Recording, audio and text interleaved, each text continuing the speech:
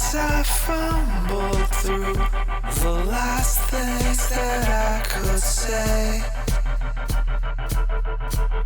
you stood up, turned around, and walked the other way.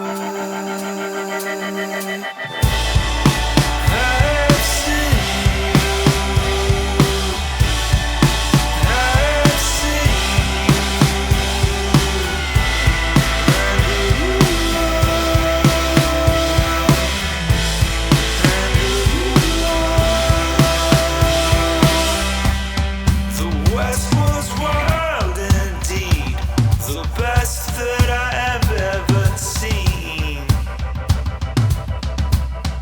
somehow best left in memories.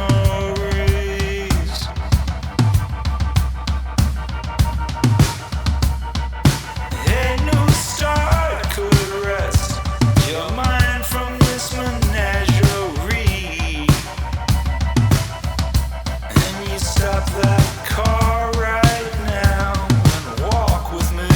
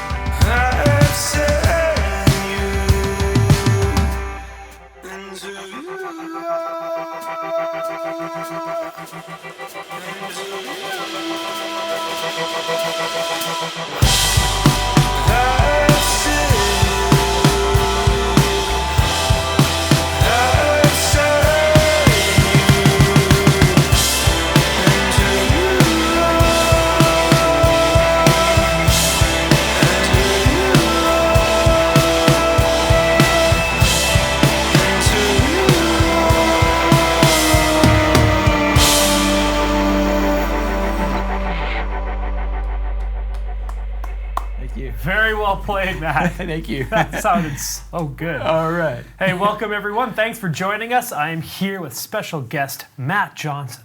Matt, thank you for coming. Thank you so much for having me. I much appreciate it. It's good to be here. Well, you're always welcome here. I've been following you for quite a while, and your sound and your feel is unreal. And if you guys don't know who Matt Johnson is, you got to check him out online. You played with Jeff Buckley, Rufus Wainwright, Angus, and Julia Stone, St. Vincent, and probably a slew of others as well. It's a handful of others in there, yeah. Yeah, I bet. And you've been drumming for how long? When did you start? I started in 1980. Okay. I studied under a guy named Bob McKee, who's a fantastic, mostly jazz drummer, but incredibly versatile guy, teaching out of Cleveland, Ohio. I studied with him for a couple years. He introduced me to pretty much almost everything that I needed to know. Very cool. Yeah. I'm excited to hear what you have to say today. And a huge thanks to Tama and Istanbul Cymbals, Vader Sticks, Evans Drumheads for helping out with this. Indeed. You guys are great, Yeah. and that kit sounds so good. Yeah. And I'm sure it's a lot of you, but the kit sounds great too. Yeah, it's mostly the kit. Yeah, no, you're too humble. So you can follow Matt online. He's on Instagram at, now this is a tough one, it's Matt Johnson backwards. That's right. So yeah. TTAMNOSNHOJ. That's right. Yeah. So find him on Instagram. Also, you're going to be creating a YouTube channel that you're going to be pumping a lot of videos out to as well. That's right. It's not out yet. No. But if you're watching this on YouTube, it's probably out by now. So make sure you type in Matt Johnson, try and find him on there, as well as Facebook and the usual, right? Indeed. All right. So today's lesson's pretty cool. It's focusing on how to be a good sounding drummer. And I was talking to you a lot about this, Matt, and I've been doing Drumeo for many, many years. And what I found is a lot, and myself too, is a lot of students, they always are looking for what to practice next. You know, what new groove to learn, what new style should I learn, what new independence exercise do you guys have, you know, should I learn all 40 rhythms? It's always about the what. Right. But very rarely do they focus on how, you know, how are they sounding, how are they hitting the drums, how are they keeping space in there. And I've seen some amazing drummers sit down and play the exact same groove I can play, but they sound way better at it. So that's what this lesson's about. It's focusing on how to become a good sounding drummer. And you sound amazing. Oh, thank you very much. You do, yeah, no problem. You do a lot of recordings too, and Yeah. even in the sound check before, you were very specific of mic placement and all the muffling that you have on there. So I'm going to shut up and I'm going to let you start talking. Yeah. Take it away. Okay. Well, don't shut up. I want you to keep guiding me back onto topic, because I'll probably digress. I'll be needing you. All right. Yeah, like you were saying before about the what of playing. And then what you want to focus on is the how of playing. And I think my introduction to, I think it was a forcible introduction into the how of playing, was when I was young and I realized that the what I was playing was really never going to be that amazing. I kind of realized pretty much by my late teens that it's not very hard to realize this most of the time for most people, but it's like I wasn't going to be the next drum phenom. You know, it was like I didn't have some kind of incredible facility. I wasn't the most facile drummer. I wasn't audio kinetically the most gifted. I probably wasn't even in the top 10%. So, you know, and I got fired from bands that were, you know, cool, but not even that good. I was getting fired from mediocre bands, you know. Yeah. And when you're hanging your whole life on, you know, this idea of being a musician and you're getting fired from mediocre bands, you know, that's a lot of cold water waking you up in the morning. Yeah. So I was like, well, what am I left with? You know, if what I'm playing isn't that persuasive, and it's not keeping me hired, and it's not really lighting people up, I still have the how I'm playing. Like, you know, and that's sort of, I think that was probably one of my introductions to a more of a distillative process of playing. Yeah. Where I realized that, like, it's like I've got to play less notes. I've got to play less notes. And even now I still do it. You know, we did some sound checking today and I listened to myself and I was still the same person that I was 25 years ago when I listened to myself. I hate myself when I listen to myself. And all I try to do is find something I don't hate. And then I use that as a tendril into where life is growing. Gotcha. You know, it's like the root system kind of wants to go everywhere. Yeah. But I'm like, actually, only a few of these directions right now appear to be really working for the larger picture. Yeah. So the how of playing also has a lot to do with sound. And, you know, I guess what I do is just invite a question like, okay, so I'm kind of giving you a little background and talking about, you know, how I go, or you know, how I've made choices between what I play and how I play it. And some of them, like I said, were forced choices. Yeah. Like I wasn't going to be able to be the person who could just play whatever I want and it would sound great.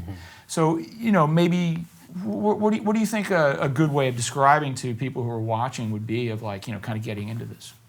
Well, I mean, we have a couple of points to break down. Just things that we could do better as drummers to sound better. I mean, what is it that makes you sound so good when you go into the studio? What is it that you've been working on? Okay. Timing stuff, dynamics. Like, there's a bunch of great. Okay. So let me respond to the first thing. Like, let's hypothetically say that I went into the studio and I sounded good. First of all, that's a myth. I don't sound good when I go in the studio. A lot of times I sound terrible. Yeah. And it's a learning curve. You know, it's like, oh man, it's just like, you know, you're not liking what you're hearing. So, okay, one of the main things I think I found in the studio, particularly in the digital age, actually there's two main, I don't know if they're main things, but they're two basic things.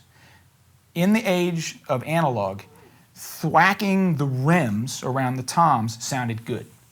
You go for that passionate fill, and you're tagging rim shots across the entire kit. And you've got a ribbon mic up here, you've got a tape machine in there, and you've got a Neve console in there. It's all beautiful and warm. You've got some tube mics on there.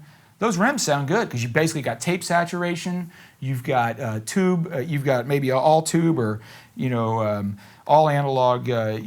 Signal path. It's like that sounds good. It warms everything up. Nowadays in the digital domain, thwacking the rims. You know what? The recording medium's a little bit too honest or too flat. So a lot of times I've had to kind of pull away from the rim a little bit more. I've had to learn to play that way. Can you show us an example of what you mean by that? Yeah, like if I played a fill and I was like, man, I'm feeling this fill. It's like I'm really gonna lay into this, let me just put these on for a second. So it's like,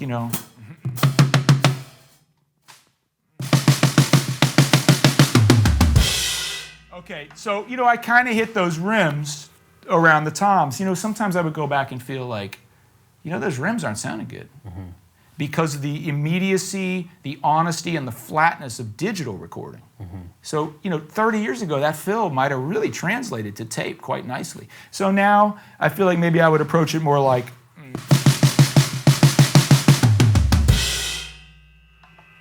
Cleaner, avoid the rims.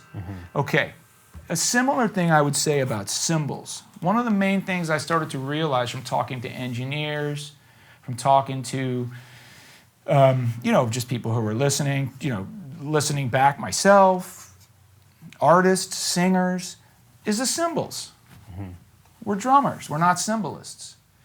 So I really had to figure out a way of nesting my cymbals inside of the overall narrative of drumming. Now when you're high sticking, I find that a lot of men, particularly men, not so much women, they play from the waist up. Yeah. And I find that women tend to play, and I don't want to generalize, but I feel like I have noticed this, women seem to play more from the core, and they don't seem to strong arm the cymbals so much, which actually makes a sound that I often prefer. That's one of the reasons why I would encourage more women to play drums. We have a lot to learn from women, and I think their instincts are maybe potentially slightly different. Cymbals, when they're loud, an engineer, a live engineer or a studio engineer has to EQ out all kinds of beautiful things about the drums in order to compensate for the fact that the cymbal's bleeding into all the mics. I've heard that one by a couple other drummers mention that too, lowered your cymbal volume. Hugely. So that translates more than just recording too. Like these are tips that you can play when you're in a live situation. And this brings me to something that I wanted to talk about. This is a funny one. Before you do you mind just showing us an example of digging in too much of the cymbals? Yeah, I was probably arguably digging in too much on this track that we just played. Okay. But I kind of know that track, and I kind of know what I can get away with. But I would very rarely smash and bash like that. Look, there's a time and place for everything, but we've left the decades wherein music was most of the time driven by huge guitar cabinets and huge bass cabinets, and you actually needed big, thick, bright cymbals to cut through all of it. It's like, maybe sometimes that's still happening, but most of the time, it's not. So a lot of times you need more control from cymbals. Okay, so an example of digging in too much on the cymbals, I would say would be like,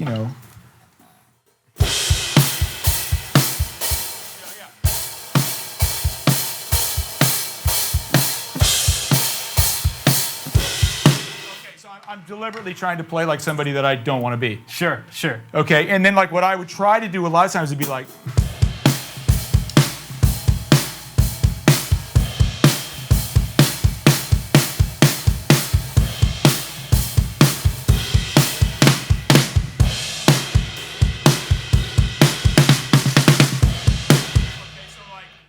So it's like there's of course the feeling of the cymbal. There's the feeling of a long sound. There's the feeling of the wash of it. But it's sort of dominated by the thing that ultimately can responsibly make it through a mix. A lot of times what happens when you're hitting cymbals like that is you're just using up all the sonic frequencies, all the sonic space that would otherwise be occupied by a vocalist or another part of the music. even when you're playing loud. That's why I'm deliberately playing loud and hitting the cymbals not very hard. Yeah. It's more of an implosive feeling.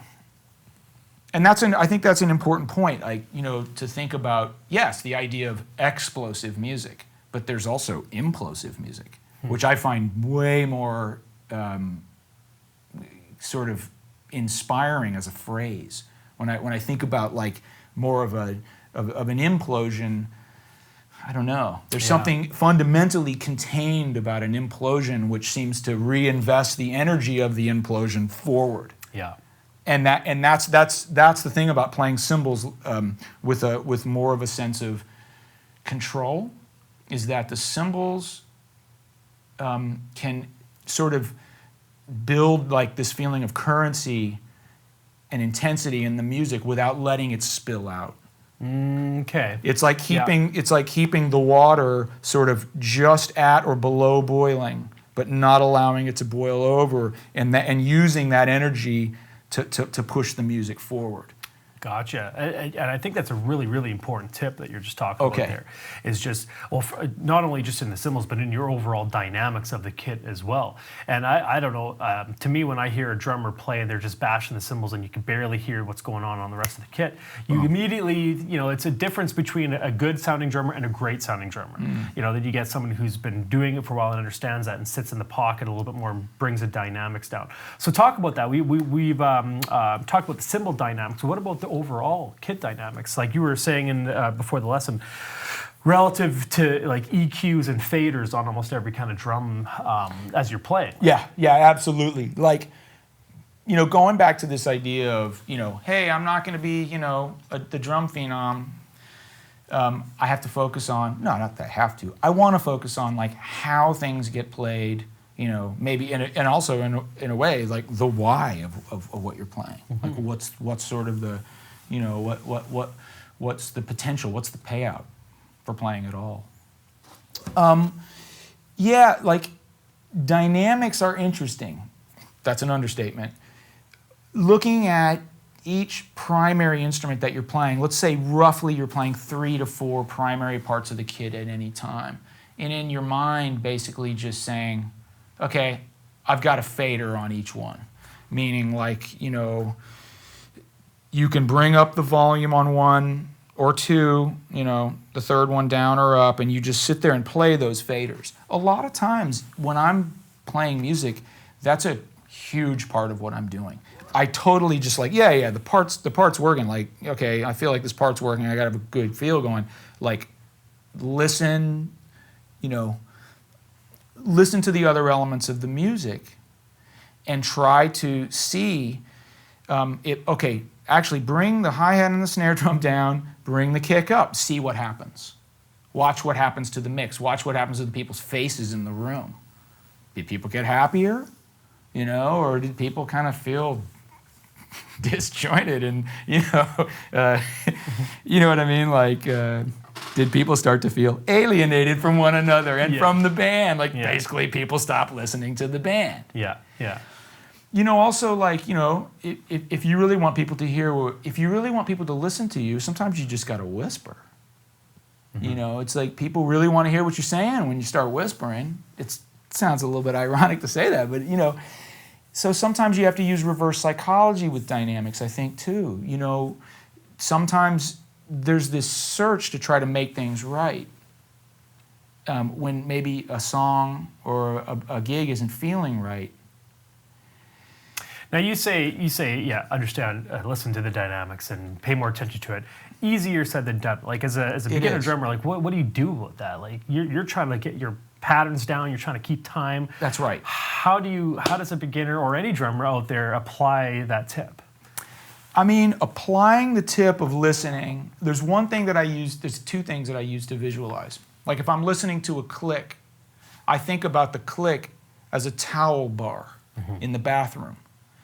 And my drumming and my ear and my consciousness is like the towel. So I let the towel bar hold me, and I just try to effortlessly just let myself be sort of like a almost like a puppet on strings. I try to let the click lead. That's a way of listening. Or like when I like when I listen to a singer, I sort of like try to just let my attention move around everything that they're doing in the way that, like, you know, a body has clothes on it, take for example. You know, it's like the clothes don't violate the body. They never go in the body. They're always on the outside. And that's sort of like not violating your singer. You never violate the body of what you're listening to. You just attach yourself in this way. And also like in a way that's not too tight. Mm-hmm. Like your listening shouldn't be somehow aggressive and competitive. There's an openness to this type of listening that I'm talking about. Okay, so that's a little bit of a fancy way or a metaphorical way of thinking about how to do this. In the short, I would say that the way that I try to develop listening and apply it is through independence. I try to use this kind of like CPU, quote unquote CPU power or bandwidth power that you develop through independence.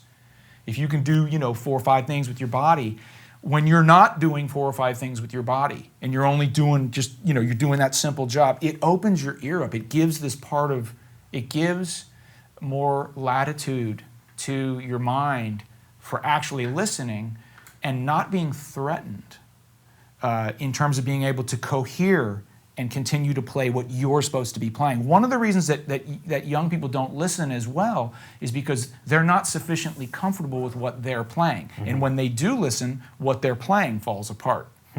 So there's this inherent independence in being able to both do your part and listen fully to all the other parts. That's why I practice independence. That's why you don't see me use a tremendous amount of independence most of the time, unless I have to. I don't necessarily, totally export that kind of thing. Mm-hmm. I try to import independence, and then it doesn't necessarily change, the what of the transactions that I make. A lot of times it changes the how of the transactions that I make. Gotcha. You see what I mean? Yeah. It's a tough one. It's a tough one to kind of explain, and you're doing a great job of it. But is there anything that we could do as drummers, just in our general playing, that we could do like right away to immediately kind of better the sound that we have coming out? Yeah. I think with modern mixes, a lot of where modern music is going, it's based around the kick and the snare. But let's hypothetically say that you're not even playing music that's driven by kick and snare. Let's say you're playing jazz. I would say figure out who's in charge. Is it sort of the kick and then the snare, or is the snare then the kick, or is it the ride cymbal, or is it the hi-hat on 2 and 4? But it's in a way like think of it as an icebreaker, a ship. Like just make the decision which thing is in charge, and then make the consistency of whatever it is in charge. If you're driving from the ride cymbal, make sure that ride cymbal is inviolate. Nothing threatens its hegemony. It leads, it drives, it swings, whatever it is, or these guys, they lead and they drive. Everything is subservient. There's a pyramidal structure there. So you're basically picking, you're assigning values. And there's only one element that's at the top, and then you make everything subservient to that. That is one way that you can give your playing more, I think, consistency, more cohesion, more drive, and also because you're making things subservient to one element, at least initially, you are giving you're playing a point, and you're leaving room. Because everything's not trying to talk over everything else. That way, so you get both focus in your playing and you get transparency, because you need both. So I feel like dynamically, for a young drummer, figure out who's in charge, make sure that's really where your focus is, and then make the other elements slightly, and their value, slightly more transparent. You play some examples of what you mean so we can kind of hear maybe some comparisons of when something's clearly in the lead, the main focus, and then everything's kind of mixed together the wrong way? Okay. So if I'm going to try to put something in the lead, let me just play for a minute and see how that goes.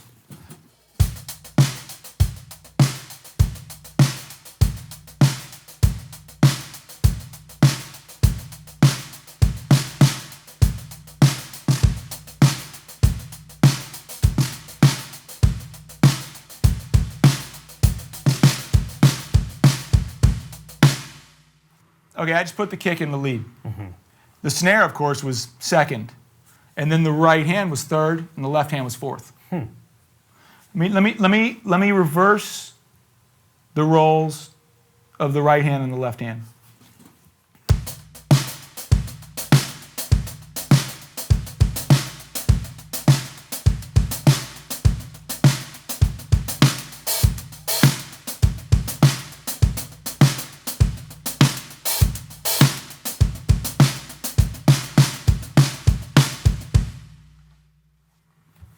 So, in the conventional way of thinking, I just changed my accent regimen.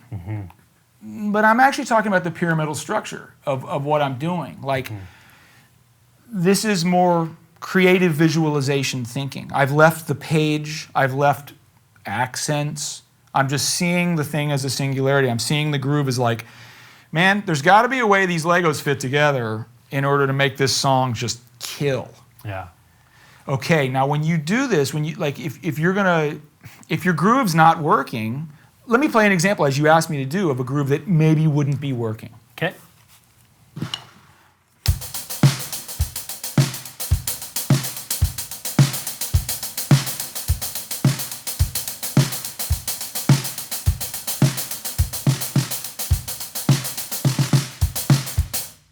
Like I like that groove. Yeah.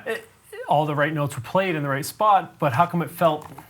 I mean, I think it's real super top heavy, and like I said, because I'm kind of arty-farty, I like that groove. But I know that if I play like that, most of the time I'm going to get fired. Like there's some weird, cool song that's totally left of center where that's going to work. Sure. But what the kick was really like kind of wimpy, and the snare was kind of like, yeah, I'm here. And the hi-hat's really like, I'm really here. Here's another thing to think about in terms of pyramidal structure and sounding good as a drummer. The notes, the part of the instrument that plays the fewest notes, play that one the loudest.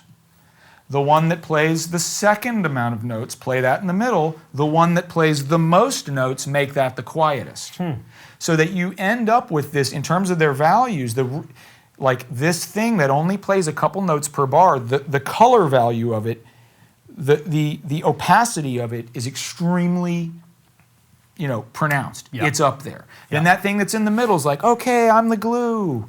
I'm not as loud as this other thing, but I'm more present. There's more of me. Yeah. And then this thing where there's just tons of it, like there are 16, or there aren't actually 16, but there are, as though 16 hi-hat beats per bar. It's like, do we really need all of those 16 hi-hat beats to be super loud? And if we do they need to be louder than these other two things? It's like, probably not. Right. And that's what I mean. These guys, it's also like chess. Like, these 16 little dudes are like all of your pawns in the front. And then there's only one king and there's only one queen. King, queen, or queen, king. Like, make it like that.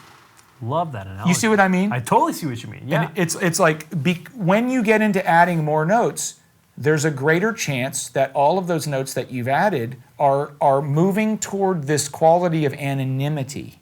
Yeah. The less notes you play, the more that they edge toward this quality of singularity. And understanding, radical singularity and uniqueness versus anonymity and kind of like serial, interchangeability or disposability. Like when you play between those opposites and you strike the right balance, it's like, the band starts to groove. Yeah. And you can hear it too, when you're just sitting down beside a drummer, and they play both those A and B, one of them you're going to be bobbing your head to more. Like, even if you take all the scientific breakdown of it out of the picture and you just sit down and you tell me which one's going to bob their head more, is it going to be this groove or this groove? Most of the time when you're saying, playing the kick and the snare, leading the beat with your hi-hats kind of down, that's going to be what people are most likely grooving to a little bit more. Yeah, and listen, this is something that still blows my mind. Let me start by saying this. Okay, let me just make sure that I address that point. Sound systems, will take these things that might seem really like academic and nerdy, the things that I'm saying, and make them so bloody friggin' obvious and so amplified in their disparity that you won't believe it.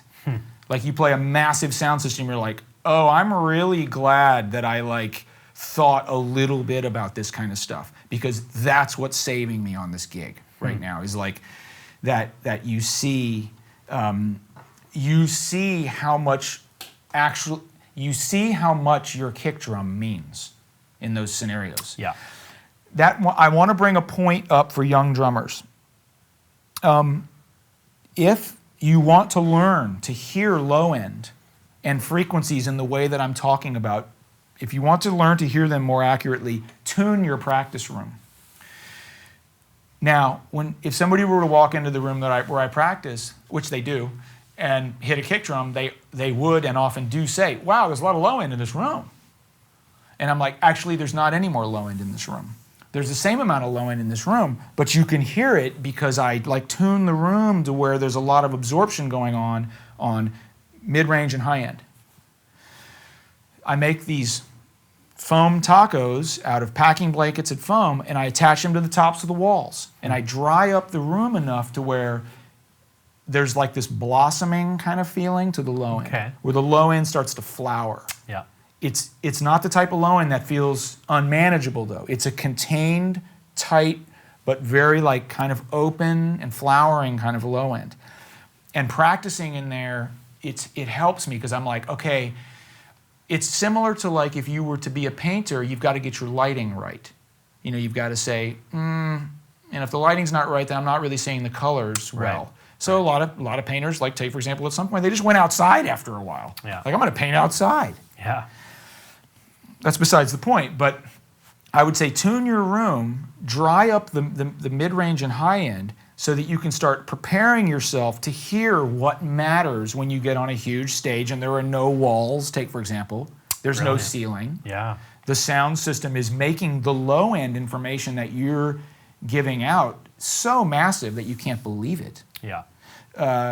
And it will make you, I think, a little bit more prepared for navigating the challenges of a new sonic environment, and specifically the sonic environments that you're probably going to be playing in. Yes. Okay. And that's a really cool tip. Obviously, there's a ton of information out there about how you can, like you said, tune a room. Yeah. Right? And we've got these sound dampeners on our walls and all over the place in our studio and stuff. So definitely helps. So a great tip on that. Okay, good. I'm going to get you to play us a song if you don't mind. Of I course. want to hear, you've been talking about some great tips on how well you sound, and I want to show you guys what he's talking about here. This is a song called Strange Thing. Yes, sir. Okay, and you're going to throw a shirt over the snare. Now, before we do this, do you mind talking about muffling? We're talking about how you sound, and explain a bit what you're doing here and why you're doing it. Through trial and error with songs like this, I discovered that I had, because this song has a keyboard bass, it's quite electronic, and it's not electronic. I just mean that there are certain elements of it that are sort of dehumanized, you know, with the keyboard bass and then the very steady, insistent, metronomic drum part.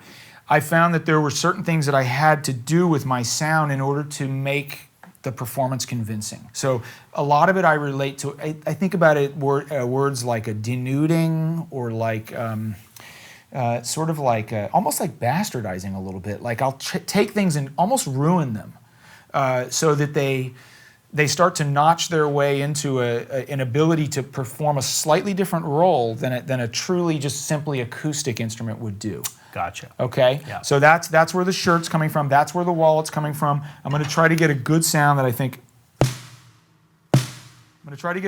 feel like is right for this track. I've got 2 hi-hat cymbals on the bottom and 1 on the top. Okay. So that's also creating a more diffused and and denuded, actually, sound. It's just not as rich.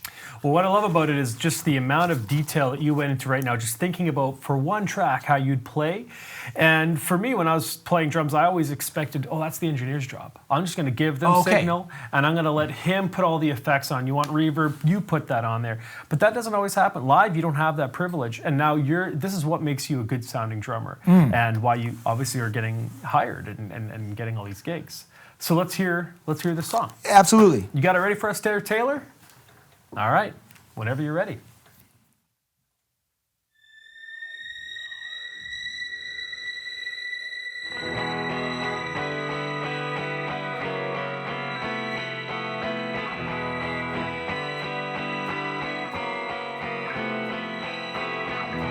You're the best part of each day. A cool strip in the summer shade. Such a strange thing that what I crave is just what I need. Hey, strange thing, look my way into the eye of this open flame. Such a strange thing that when our eyes meet, there's nothing to compare.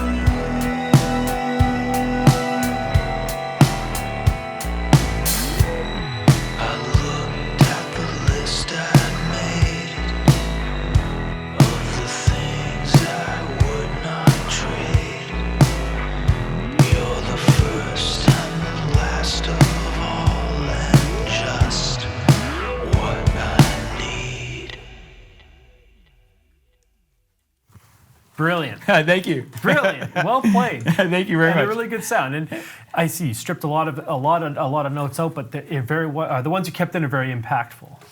Yeah, I mean that's very distillative, very very simple playing. That's a lot of what I love. About drumming is just the potential for a sort of hypnotic, very simple, very spare, very spacious kind of feeling. Very cool.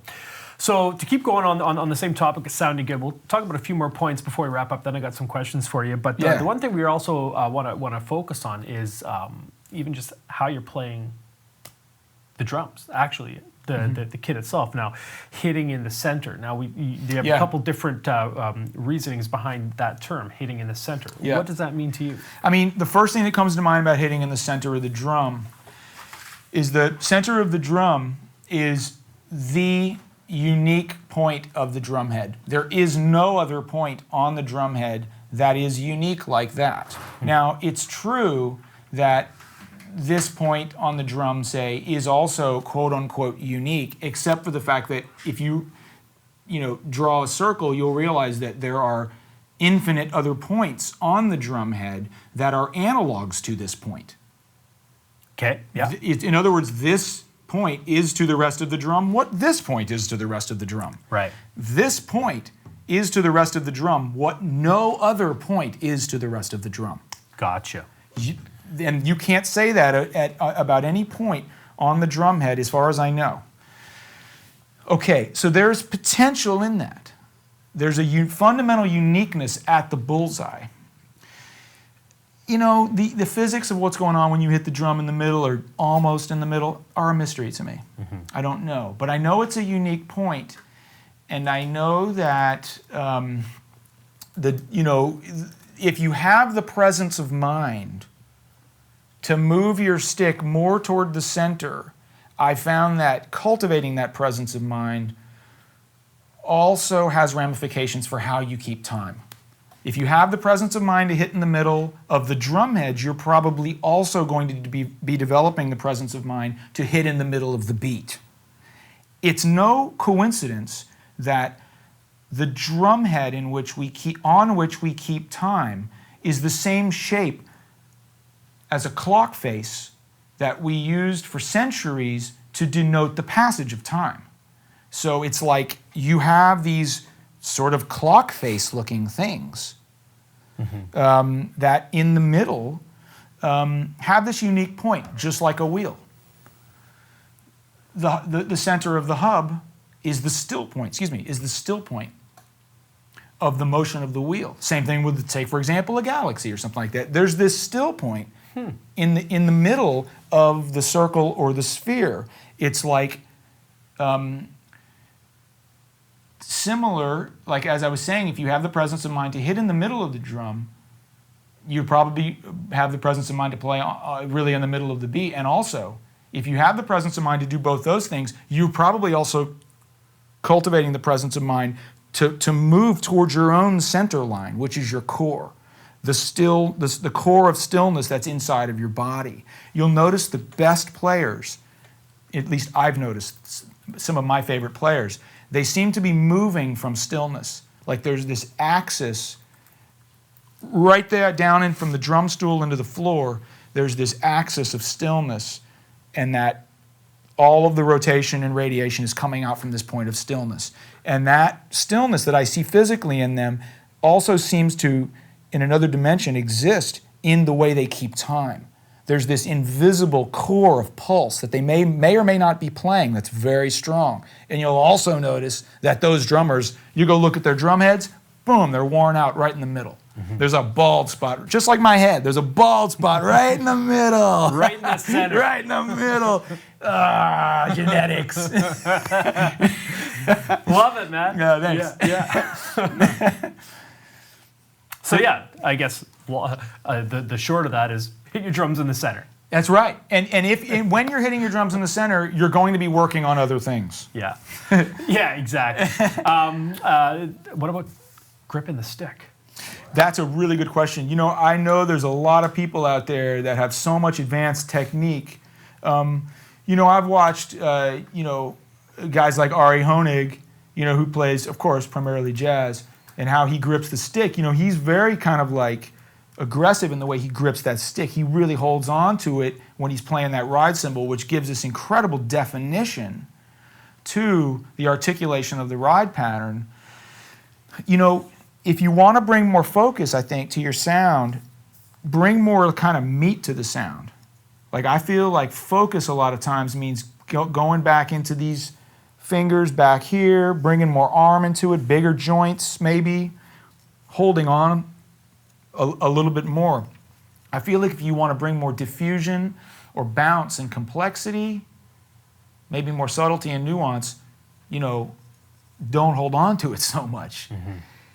A lot of that stuff is, for me, really intuitive. I don't have like a molar technique. I don't have much of a finger technique. I gotta say, those are things for me that this is my own approach, but it's not right or wrong. But I always felt like if I had to use some kind of complex Muller technique or finger technique, that I might be missing something musically. Yeah. And same thing, if I had to play a lot of notes, I was like, there's probably a simple option that I just overlooked. Let's rethink this.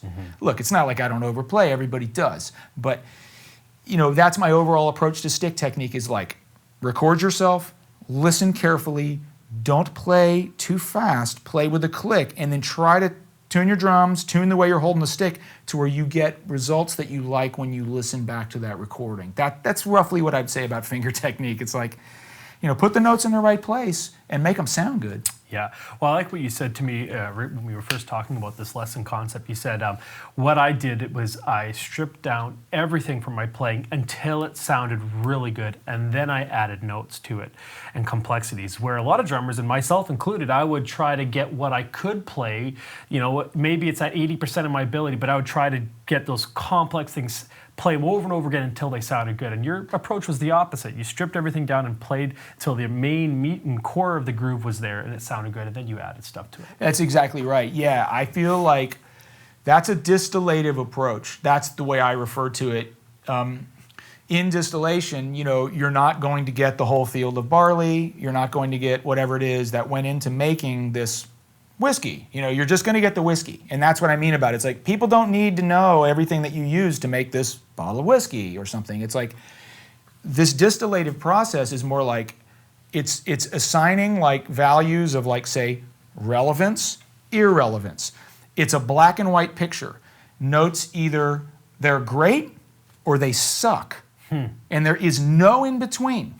You suck or you're great. Yeah, okay. And when you play that game, and it's only a game, and games don't last forever, but it's a useful game to play, where you're just like, I'm going to only play things that are absolutely friggin' great. And then, maybe I'll take a different approach in a little while, once I've reached this thing for myself that feels great. And I'm telling you, don't feel bad about yourself if you end up playing, boom, crack, boom, crack, boom, crack, bat, boom, boom. I'll play it for you.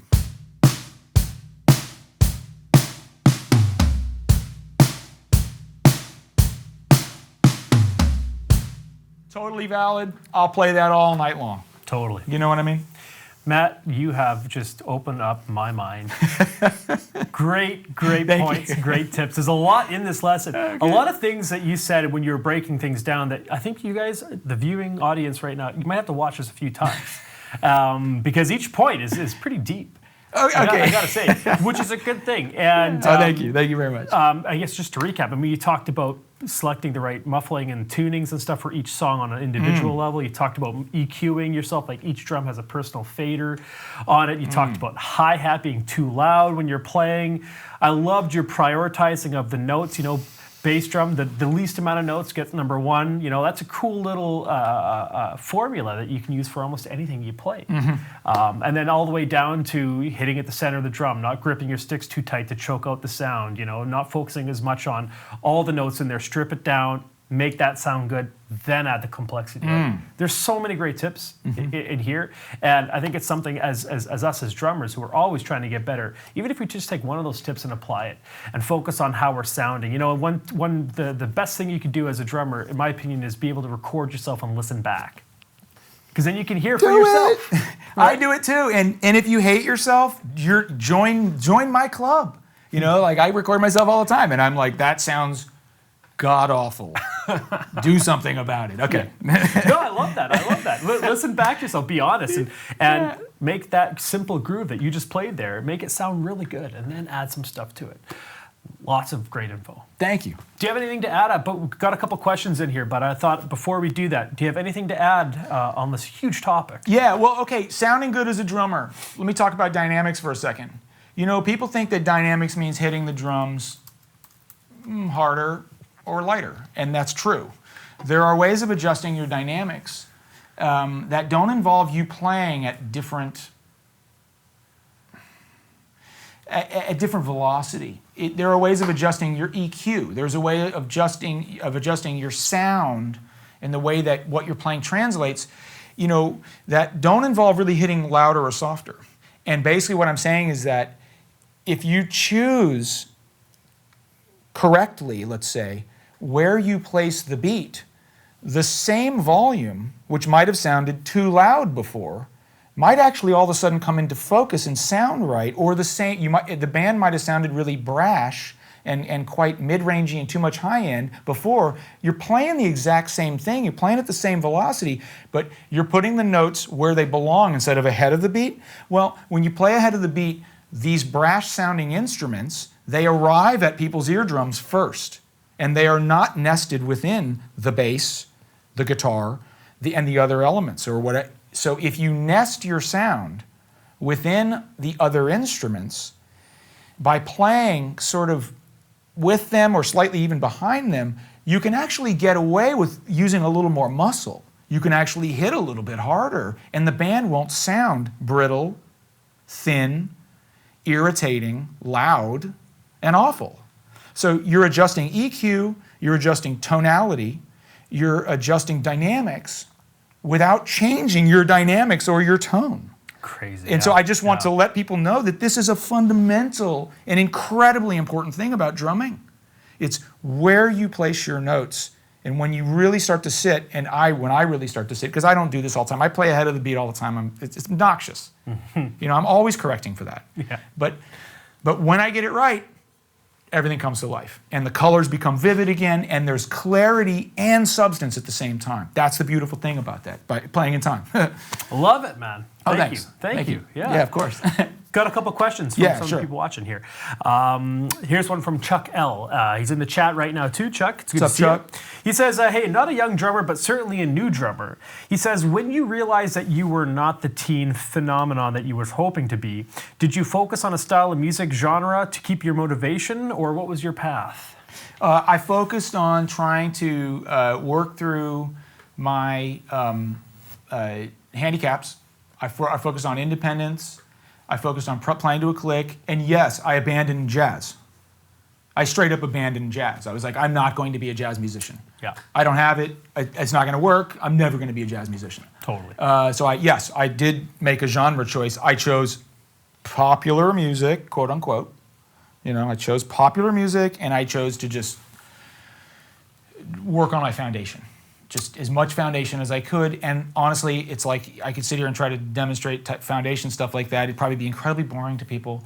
But yeah, I kind of worked on like physical, mental, psychological, metaphysical exercises to try to master the drum kit for the purposes of playing popular music and basically supporting other musicians. Just being part of a team. Like I realized, like, I'm not the star quarterback. I'm not the star running back. I'm a freaking lineman. Yeah. But I'm going to be a really, really good lineman if I can. I'm going to be a lineman. Yeah. Cool. DW Player 66 is talking about that pyramid you're talking about, the pyramid. Okay. He says, during a fill, would that pyramid change, though? Yeah, actually, that's a great I think that's an amazing question. Yeah. Because this sometimes still mystifies me. Some fills translate well when you abandon all, just abandon all... logic. Thank you. Yeah, sometimes you just have to, pull the cap off and just let the genie out of the bottle or whatever, And yes, it's like, then again, there's the fact that we're always playing to a click, and that a lot of times the situations we're playing in are quite controlled. So your fills actually have to line up, especially when you're underdubbing. So, the days of Keith Moon are gone. I love Keith Moon, but the days are gone. The days of like Return to Forever in 1972, those days are gone. Yeah. It's like, so yes, I would say that if you want to shine a spotlight onto your fill, yeah, maybe you should leave the kick drum out. And that actually maybe all of those values, all of a sudden, in a fractal sense, they all just converge into this tunnel of the fill for that moment. And like all those internal dynamics of like the thing that plays the most notes plays the quietest, and the things that play the fewest notes play the loudest. It's like, yes, that basically would sound something like roughly this.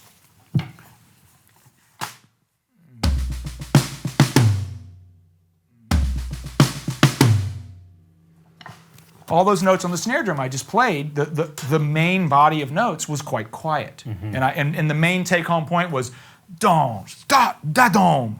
Yeah. It's like, yeah, well, the pyramid's there. It's like, I usually play fills like that because I'm a wimp. Okay, I'm a wimp. I don't have a lot of strength. You know, Dave Elich is going to run over me like a tank. And he does. Dave Elich runs over me like in a practice, or he runs over me like a tank, and I'm like, do it again. Yeah. You know what I mean? So it's like, yes, the pyramid exists within those fills. It's like, in using the pyramid, ultimately, it allows you to telegraph an idea rather than give people an insane, gnarly barrage of notes. It's like, what are you trying to say? Yeah. Great. No, it's a great question. Great. Yeah, incredible question. Yeah. I struggle with that, by the way. It's very hard. Here's just a quick little comment from Pedro Santana. It says, hey, man, very inspiring. He says, your drumming may sound simple for some people in the chat, but for me, it sounds very mesmerizing and hypnotic.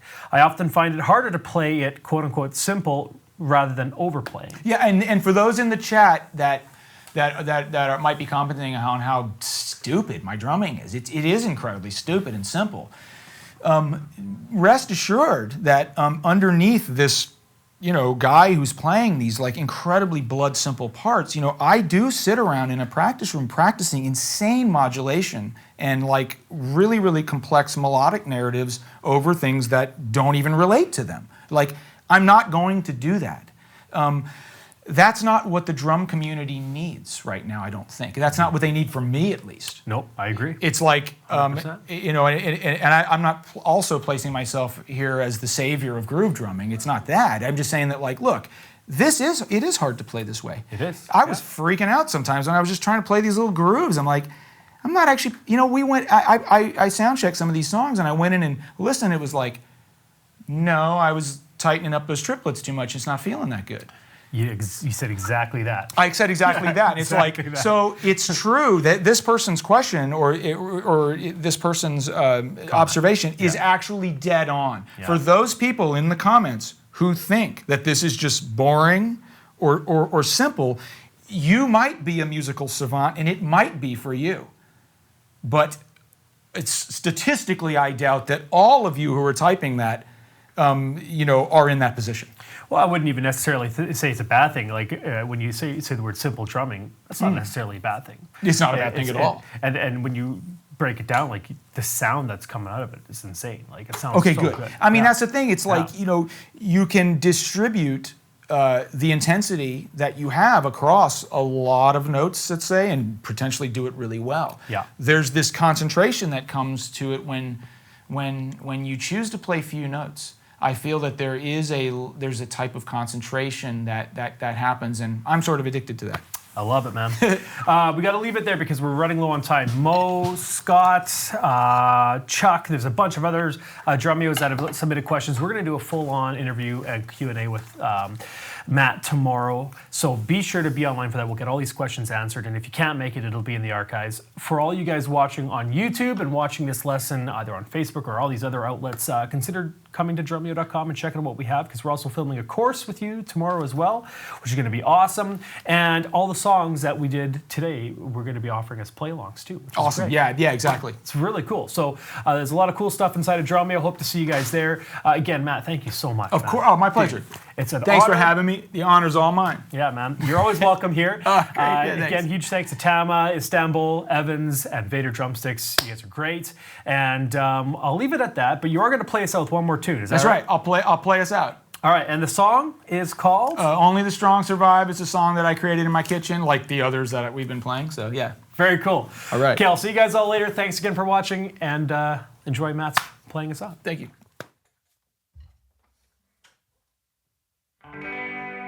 As long as you play with fire, the fantasy survives. But now that you're burning inside, the fantasy subsides. If only the strong survive to grow.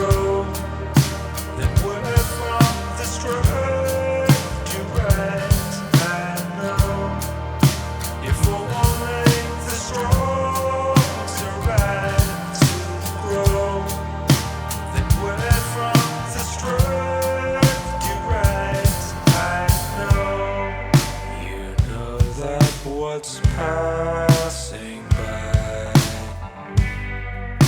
was once on your side. And now that the time is tight, you have to walk the line. If only